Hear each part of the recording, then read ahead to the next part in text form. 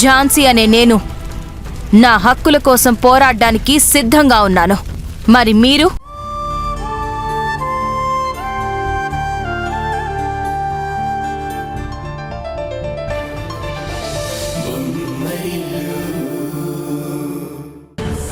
సంగీతం నీకు శాశ్వతంగా దూరమైనట్టే, నా కోరిక నెరవేరినట్టే.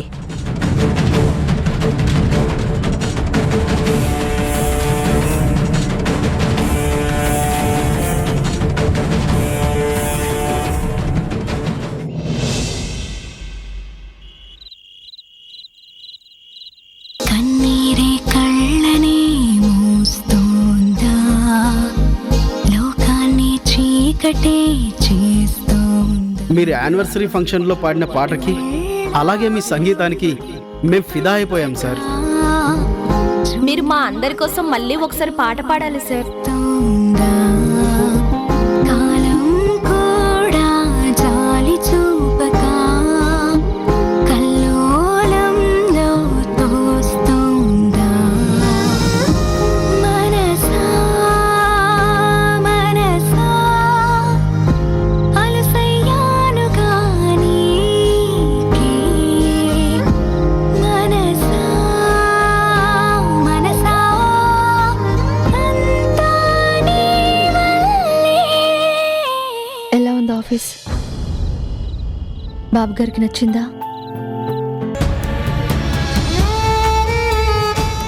ఇంకా ఏం జరిగింది మీ ఆఫీస్లో? ఆఫీస్లో ఏం జరుగుతుంది?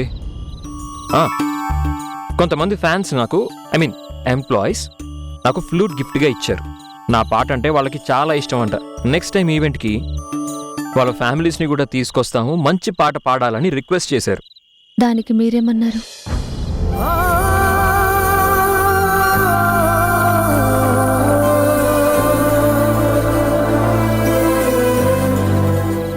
నవ్వూరుకున్నాను. మీ మనసుని మీరు ఎంత బంధించాలనుకుంటున్నారో నాకు అర్థమవుతుంది. కానీ అదే సమయంలో మీ మనసుని మీరు బాధ పెడుతున్నారని కూడా మీకు అర్థమవుతుందా?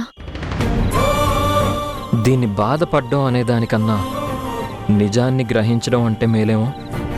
నిజమా? ఏం నిజం? నేను సంగీతానికి సరిపడను అన్న నిజం. నాకు వంట పట్టని దానికోసం నేను పరుగులు తీయకూడదు అన్న నిజం. అయినా ఇక దాని గురించి ఎంత మాట్లాడుకున్నా ఏం ప్రయోజనం లేనప్పుడు మాట్లాడుకోవడం కూడా వ్యర్థం.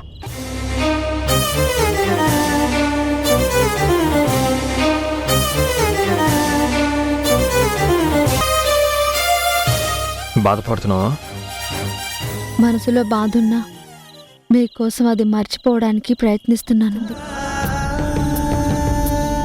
చౌరాసియా గారు నేను సంగీతానికి అన్ఫిట్ అని చెప్పినప్పుడు నేను బాధపడిన విషయం నిజమే. కానీ ఆ తర్వాత ఆలోచించాను, భ్రమలో ఉండడం కన్నా దాని నుంచి బయటపడ్డమే మేలనిపించింది. చిన్నప్పుడు మనం అందరం చందమామ కావాలని అమ్మని అడిగే ఉంటాం. ఆ చందమామ దక్కడం లేదని ఏడ్చే ఉంటాం. కానీ కాస్త ఊహ తెలిసాక చందమామ ఎప్పటికీ అందదని అర్థం చేసుకుంటాం. ఇది కూడా అంతే. మనకి అందని దానికోసం ఆరాటపడటం అవివేకమని అర్థం చేసుకోవాలి. అది అర్థం చేసుకుంటే అది అందలేదనే బాధ ఎప్పటికీ ఉండదు. మన జీవితంలో మనకి దక్కింది మనకి దక్కంది కూడా యాక్సెప్ట్ చెయ్యాలి అని అమ్మ చిన్నప్పటి నుంచి చెప్పేది. అందుకే నాకు దక్కిన వాటికి నేను ఎంత పాజిటివ్గా తీసుకున్నానో ఇప్పుడు దక్కనివి కూడా అంతే పాజిటివ్గా తీసుకోవాలనుకుంటున్నాను. అలా చేయకపోతే జీవితంలో ఒకడుగు కూడా ముందుకు వెయ్యలేమని తెలుసుకున్నాను. నాతో పాటు నువ్వు కూడా అలాగే అర్థం చేసుకుంటే ఇక నీ మనసులో కూడా ఎలాంటి బాధ ఉండదు. అర్థమైందా? సరే, నువ్వు లోపలికి వెళ్ళు, నేను కాసేపు ఆగి వస్తాను.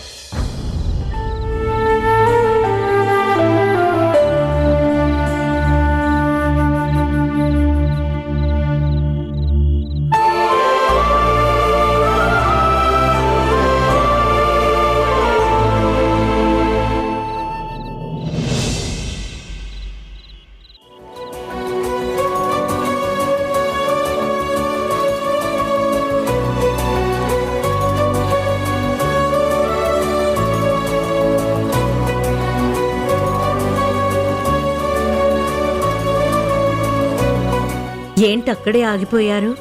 వచ్చినప్పటి నుంచి అనుకుంటున్నాను నువ్వు నన్ను ఒక ప్రశ్న అడుగుతావు అని, కానీ అడగలేదేంటి? నేనా ప్రశ్న అడుగుతానని మీకు తెలుసు, ఆ ప్రశ్నకి సమాధానం కూడా మీకు తెలుసు. అలాంటప్పుడు నేనా ప్రశ్న అడగకుండానే సమాధానం మీరు చెప్పొచ్చు కదా.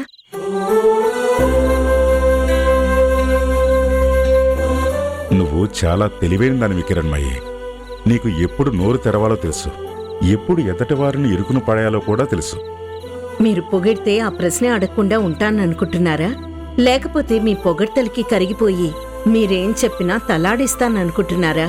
చెప్పిన ప్రతిదానికి తలాడించేస్తే తను కిరణ్మయ్యి ఎందుకు అవుతుంది?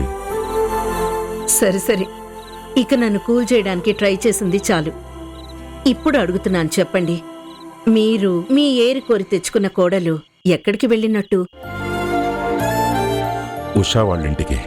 ఏంటి, ఉషా వాళ్ళ పుట్టింటికా? ఎందుకు? నువ్వు రవిని అరెస్ట్ చేయించి వాళ్ళ కుటుంబంలో ఒక అలజడిని సృష్టించావు. దానితో వాడికి నీ మీద, మన కుటుంబం మీద చాలా అనుమానాలు, సందేహాలు వచ్చాయి. ఆ అనుమానాలని, సందేహాలని తీర్చాల్సిన బాధ్యత నా మీద ఉంది. అందుకే అక్కడికి వెళ్ళాను. అంత అర్జెంటుగా వాళ్ళ సందేహాలు తీర్చాల్సిన అవసరం ఏంటి? అవసరం ఉంది కిరణ్మయ్యి. వాళ్ళు నాతో పాటు నా భార్యని, నా కుటుంబాన్ని గౌరవించాలి అనుకుంటున్నాను. వాళ్ళు గౌరవించాలంటే వాళ్ళ మనసులో ఉన్న చెడు అభిప్రాయాలు నేను తుడిచేయాలి కదా. అందుకే రవిని కేవలం అనుమానంతోనే జైల్లో పెట్టించావని, కక్షతో కాదు అని వాళ్ళకి క్లారిటీ ఇచ్చాను. దాంతోపాటే వాళ్ళ అమ్మాయి కూడా మన దగ్గర సంతోషంగానే ఉందని నిరూపించటం నా బాధ్యత అనుకున్నాను. మాటల్లో చెప్తే ఎవ్వరికీ అంత నమ్మకం కలగకపోవచ్చు. ఇప్పుడు వాళ్ళకి ఎదురైన పరిస్థితి అలాంటిది. అందుకే నేరుగా ఉషాని తీసుకెళ్లి వాళ్ళు ముందు నిలబెడితే ఉషా ఇక్కడ క్షేమంగానే ఉందని, సంతోషంగానే ఉందని వాళ్ళు నమ్ముతారు. జీవితంలో ప్రతి ఒక్కరికి సంజాయిషీలు చెప్పుకోవడం, ప్రతి మనిషి దగ్గర క్షమాపణలు తీసుకోవడం తప్పనిసరి కాదండి. మన దారిలో మనం వేగంగా ముందుకు వెళ్ళాలి అంటే మన చుట్టూ ఉన్న వాళ్ళ గురించి మనం ఎక్కువగా ఆలోచించకపోవడమే మంచిది. నువ్వు ఆలోచించినంత హార్ష్గా నేను ఆలోచించలేను కిరణ్మయ్యి.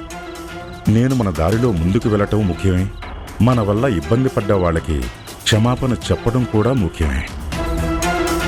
సరే సరే, మీ ఫిలాసఫీ మీది, నా రియాలిటీ నాది. ఇక దాని గురించి వదిలేయండి. ఇంతకీ నేను చేసిన పని నీకు నచ్చలేదా? చూడండి, నాకిష్టం లేకుండా కిరణ్కి, ఉషకి పెళ్లి చేసినప్పుడే నేనేమీ చేయలేకపోయాను. ఇప్పుడు మాత్రం ఏం మాట్లాడతాను?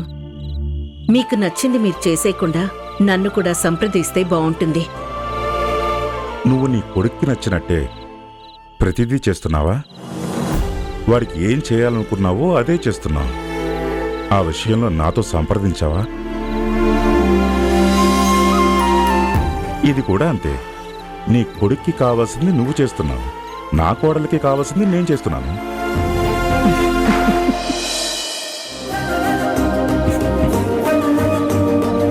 ఎప్పుడు కోపంగా ఉండడమే కాదు కిరణ్మయ్యి, అప్పుడప్పుడు నవ్వుతూ ఉండు. నువ్వు నవ్వితే చాలా బాగుంటావు.